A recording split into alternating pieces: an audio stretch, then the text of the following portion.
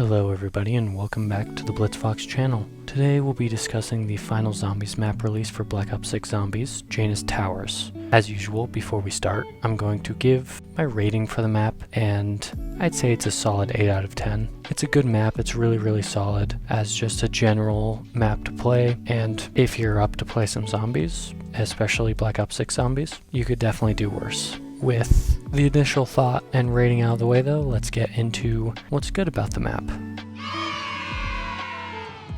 Janus Towers might be one of the most interestingly laid out maps of any zombie map I've really played, reminding me a lot of Revelations from Black Ops 3. In a way, it takes the really important lesson that the last few maps especially have taught us, and that cramped spaces make up for the lack of difficulty in the game at times, making your added mobility almost moot if you make a wrong turn, but because almost all the areas are these really nice, relatively circular areas, as long as you're not freaking out and not panicking or not having something terrible happening to you or some stroke of bad luck, your training is going to honestly not be as hard as you think it will be. The jump pads as well make escaping any sticky situations way easier and make these enclosed spaces feel not as dangerous as you might think they are, because if it starts to get bad in a room, you can just leave to the next one and it'll break up your horde and make it easier for you to get back in the groove, or maybe get to a different room that's a bit bigger or a bit more open for what you need. As for the actual design of the map, it still looks great. It's another laboratory style map, which does get somewhat boring since that's what almost everything has been, but honestly it's not the end of the world, and for what it is very pretty. It has a lot of very cool set pieces in it, which is very important in a game mode like Zombies, is to have these really nice big set pieces for you to look at and be like, wow. And especially the quantum computing room with all of the plants and everything inside of it is very cool. In terms of Black Ops 6, I'd say this is one of the better looking maps in the entire game. But overall, the map has a really good design, and while, you know, its layout and all of the details everywhere aren't winning any awards across the Zombie series, it's still interesting enough that it's very fun to play and doesn't feel boring to run over and over again. Next up on the good is the Wonder Weapon, and this time around we have the Gorg effects. I believe that's how you say it. It might be Gorge effects, but I believe it's Gorg effects. Personally, it scratches an itch that I always have with these zombie games since I started playing around BO3, which is the big fleshy guns like the Apothecan's Servant, My Beloved, and all those sort of weapons. So I might be a bit biased in what I think, and while I think the design, especially for one of them, is a bit bland, it's, you know, it's not a crazy design, it still looks clean, it has really good animations, and it feels good to use. The quest for getting it is not hard, but is tedious, though not so much as the Wonder Weapon quests for other maps. The HVT fight can take a long time, and the assist vermin step can be so randomly annoying that sometimes it takes way longer than it should to get the step done, or it can be done in one round and it's just very random. If you are struggling with the vermin step, be very careful with where you shoot the vermin. If you shoot them in the head, it's almost always going to kill them before it can start to suck them in. So just really try to shoot them in the legs and just take it really slowly. Even if you have to train a huge mob of zombies in that room, it is possible, and I've done it plenty of times without it too much trouble. As for the upgrade quests, neither is hard. I mean, watch this absolute stellar pro gameplay. But honestly, one upgrade just seems so much better than the other one does. The blue upgrade just doesn't seem to do nearly as much as the green upgrade does, which was still dominating and only PAP 1 in the early to mid 20s, and still probably would have continued into the early 30s without me papping it another time if I hadn't ended up doing that. It must also be noted how ammo efficient this Wonder Weapon is once you do get the upgrade quest done, either one. You will almost never be running out of ammo in between your max ammo drops, because it just does so much damage as long as you keep on charging it and you're not just semi-auto firing it into a crowd over and over again, which is not how it's designed to be used. It's designed to be charged up and shot into a crowd to take out a ton at once. just train hordes and you'll never have to worry about ammo with the wonder weapon on this map ever again. The last note is that if you're struggling on finding the life-stealing vial for the Panos quest, the green upgrade quest, you have to check rooms with the Strauss counter until you get a reading of about 9 point something, and it says high in the corner, and you're just going to kind of shoot any prominent thing in the room, shoot through the windows, shoot at things up above, shoot at things sort of around until it will drop. I only mentioned this because when I was originally trying to do this step, I was watching the Mr. Raffle Waffles guide. However, it wasn't working for me, so I went to another good guide channel called Donuts, which if you haven't ever seen any of their content, it is worth watching. They do a lot of really good statistical stuff in case you really want to min-max your runs of zombies, I guess, and which things you use. And he tests out a lot of the augments and things for Black Ops 6 in case you're wondering what they actually do. You generally just need to shoot kind of any prominent thing in the area until it drops and then continue on through the rest of the steps. Moving on to the new enemies, this map comes complete with both a new special and a new elite enemy. And that's honestly something I've been really hoping would happen, but just hasn't happened yet. It's always been, we're introducing one new enemy per map, and you're just going to have to kind of deal with it ever since the original 2 maps launched. The special enemy, the Commando Klaus, replaces the Vermin rounds, which is super refreshing to have yet another different thing from the Vermin rounds, because it does honestly get tiring of doing the same exact Vermin round on all of the maps, or on a lot of the maps that I tend to play, and it's a well-designed special enemy. They are a little annoying, but what special enemy or strong enemy in any zombies game isn't? If you don't know how they work, they just fly at you until they get close and then they explode. I never tested to see if you could get out of their range once they started to explode with PhD Slider, but I don't think it's possible. They seem pretty much set to the right explosion amount that if you trigger one, you are going to get hit and it will hurt, but it won't be the end of the world. You could tank quite a few, especially with Juggernog. It's honestly a really nice new special enemy to see, and it was also really cool to see because I went into this without looking at anything. I didn't look at any guides or anything for my first playthrough, so I could get just that pure basic like playthrough. I didn't watch any day one streams for the map like I have the other previous maps, and when I was running through the robotics area, I saw the robots like up and like the big robotics disposal area. I was like, oh, am I gonna have to fight robots this map? And I was very glad to see that as soon as that special round came, I was like, oh my god, I am. That's really cool. So I think this is a really cool new special enemy, and I'm glad it's here. And as for the new elite enemy, we get the Uber Klaus. This absolute clanker has the literal best accuracy of anything ever and just doesn't die.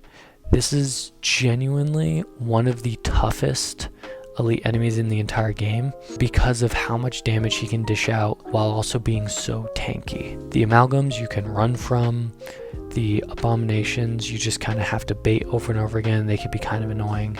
The Uber Klaus just eats rounds. I don't know if I'm just having weird problems with like the armor breaking thing, but you're supposed to be shooting his shoulder pads, each one of them, until they break so that you can actually start damaging the main body. Otherwise he takes like no damage. So I don't know if I just can't aim or anything, but I almost always, when I see an Uber Klaus, I'm going through all of the ammo in my magazine, trying to deal with him among other zombies, and I'm having to hit an ammo box and then also pretty much run out of all of my ammo again in the time it takes me to actually kill him. You have to change up some strats with him since you're not going to be getting pretty much any crit damage, and it does incentivize you to be running the thing that makes you deal double damage to non-critical spots, which I was not running, but I highly recommend you run if you're running this map, because otherwise you're just going to pour bullets into him and he will just tank them. Also, don't think you could just cheese him with mutant injection like you do all the other ones. He will just stagger you for the entirety of your mutant injection and you will not get anything done, on top of the fact you don't really seem to do much of any damage to him. And while that is kind of a good change, it also breaks a lot of strats to actually get through the map that a lot of the maps in this game use for really high rounds, like round 100 plus. Not only does it make you use other strats, it also makes other things like the death machine a lot more viable and interesting to try out on this map, because the death machine, especially with the double to all non-critical damage, slaps on this map against the Uberklaus. That thing will tear through the Uberklaus whether you have that double or not. It is incredibly helpful. If I had to relate this to anything, honestly, it's like if you ever were playing Origins when you were young and that first Panzer you ever fought landed down and just murdered you and you just felt like you couldn't do anything against it, and that's honestly what this guy felt like and still kind of continues to feel like no matter how many times I kill him. And to end off the good, we have the Easter egg for the map, and while there is definitely some annoying steps in this map, none of them are bad, and none of them expect more from you than, say, Citadel or Terminus, so you'll be alright. Just grab a notebook for a step or two, and genuinely you'll just be completely fine. Spoiler for the ending if you really care, so big blinking spoiler alert. Alright, but the fact that you can choose which person to support in the end feels honestly really cool, and gives a level of choice that isn't really present in any of the other Zombies maps, really ever. If you care a lot about Black Ops 6 Zombies and the story for it, you have been following these two characters every single map.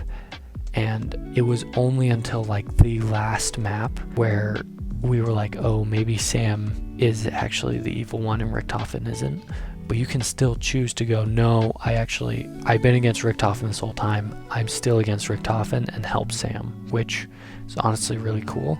However, if you're going for the easier ending, you want to fight Sam in the end. You want to replace or like vial with Richtofen's wife and child's DNA vial, because the Sam boss fight is significantly easier than the Richtofen one, but it's still really cool. It gives you the choice to do one or the other, depending on how you feel. While I do think the Richtofen ending where you help him is probably the true ending going into Black Ops 7, with how multiverse and parallel timeline things function in Black Ops Zombies, I don't see why there isn't the possibility of another like Primus Ultimus situation with the new main forecast. And speaking of Primus Ultimus, somehow the original crew is alive, but that'll have to wait until our next segment.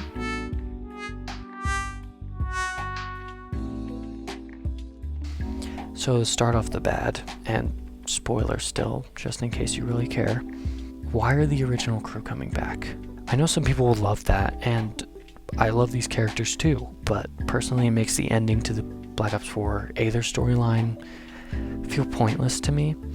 It was genuinely impactful the sacrifice Nikolai made, and while Richtofen did move into the new Dark Aether timeline as Eddie alongside Sam, unless that continued the cycle that Nikolai sought to end, it makes all of his efforts and that whole, in my opinion, great ending to the Aether storyline pointless. But I'd love to see someone else's opinion on this, honestly, since I don't know if I'm in the minority and the majority of people are pointing at the screen and pogging like Star Wars fans at any piece of media with a character they know. Maybe they'll change my mind with the next Zombies game. It just feels cheap to me. Breaking news! After I recorded this, Mr. Rufflewaffles released a video that is linked below, going over the press thingy he was invited to alongside several other zombie creators, and said that the reason the new crew exists is because it is a new Dark Aether crew. Just a new group of the same people. I'm not going to rant about this really at all. Watch this video since it kind of covers what I was thinking anyway, but that's just such an obvious and stupid cop-out to show they can't make a new story without nostalgia bait characters coming back over and over. Anyway, spoilers are over. The Wonder Weapon having an entire upgrade that just is monumentously worse than the other one, and I just can't seem to figure out what it actually does that changes it beyond the explosion is slightly bigger and blue now. Just sucks. If someone does understand how it actually works and what it changes, I would love to know, because I can't seem to find anything, and anytime I watch any guide on it or anything like that. They're like, we don't really know what it does. It's blue, it's bigger, I guess. Do the green upgrade side quest. A small damage boost, it really doesn't seem like it's worth it, especially when the other one can wipe out crowds so easily. Finally, why does this map have no intro cutscene? It's the literal last map of the life cycle of Black Ops 6 before everyone moves on to the Black Ops 7 story and playing the Black Ops 7 zombies. I don't see why they couldn't even just do a small one where they just do a retelling of the previous maps, like ending, just so people know, like, oh, we're here to like stop Samantha because Richtofen said she's evil. But regardless, that is a bit nitpicky of me, I understand, and if you feel differently about it, you don't think you need an intro cutscene, that is perfectly fine. I think I've just been spoiled by all the other maps I've played. Honorable mentions are that the trap is really cool on this map. It's upgradable, by the way. I know MCZ has a video up about how to upgrade it, and honestly, he makes really good short form zombies content and is a really good creator in the space if you ever want to watch. If you ever want to know how to like do a step really quickly or want to learn just random fun facts about maps. And one significantly less cool thing is that split screen is still god awful on this map, and in fact, if you do play split screen, this is the map I would recommend the least for you to play on split screen, beyond maybe the tomb, because of the amount of teleporters that you have to use on the map, and because of some ungodly, terrible optimization in this video game. If you're playing split screen and you hit a teleporter, it plays the tunnel animation for both players, but doesn't teleport both players at the same time, which is just awesome. And finally, I guess one extra shout out is that the side Easter eggs are, as usual, really good on the map. I think these side Easter eggs have been the thing they've really done the best with on all of these maps this year, and I'm hoping they can continue it into the future zombie titles. So where would I place this map in relation to the others? I'd say that's definitely better than Liberty Falls and the Tomb, and maybe a little bit worse, or I could hear an argument for tied with Revelations. Personally, I think Terminus and Citadel beat it in several different ways that I just can't put it on the same level or higher than them, and I think that Revelations just has so much freedom with the Wonder Weapon and honestly has so much cool stuff going on map-wise that I think it beats out this map by a little bit. That's not to say this is a bad map, that's to say that it is not the best map in Black Ops 6. And with that, we end off the map ratings for Black Ops 6. That's all of them. I'm glad for the support on these videos in particular. They are a lot of fun to make and they feel very rewarding for me to make. A bit better than taking whatever good match of whatever video game I happen to be playing and uploading whatever that was. I will try to keep making better and better content like this. This is what I really like to do, is just talk about the things I enjoy, and it seems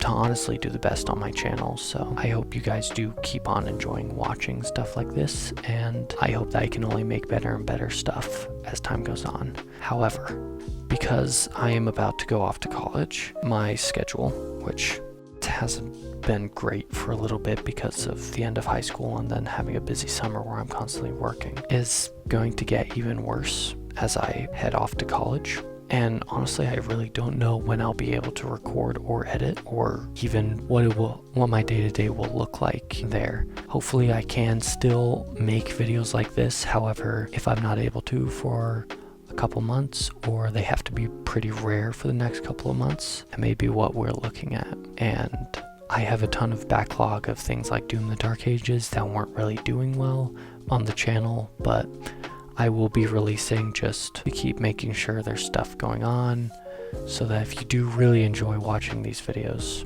you have something to watch. Plus, since my major is somewhat related to stuff like this, it's a media production major, so I am not finding a job with that, and I am going to be homeless within the next 10 years probably. It'll probably help with this channel growing in quality, as well as I might even have cool projects I work on during my classes that I can toss into the fray for you guys to watch. Anyway, I hope you guys all enjoyed this video, and as always, I hope to see you in the next one, whenever that may be. Bye bye.